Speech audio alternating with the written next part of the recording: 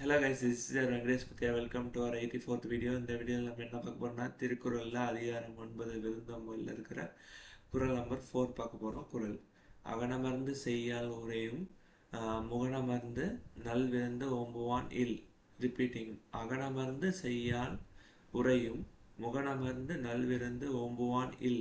இதோட பொருள் என்னன்னா, நல்லுணர்வோட சமைக்கும் பெண் இருக்காங்கல்ல, அவங்க வாழ்கிற வீடும் நல்ல மகிழ்ச்சியோட நல்ல இன்முகத்தோட விருந்தினருக்கு உபசரிக்கிறாங்கல்ல அந்த ஆண், அவங்க இருக்கிற இல்லம், இவங்க 2 பேரும் இருக்கிற இல்லம் ரொம்ப மகிழ்ச்சி நிறைந்த இல்லமா இருக்கும். அந்த குடும்பமே ரொம்ப மகிழ்ச்சியா எல்லா நல்ல சாட்டிஸ்ஃபைடான ஃபேமிலியா இருப்பாங்க.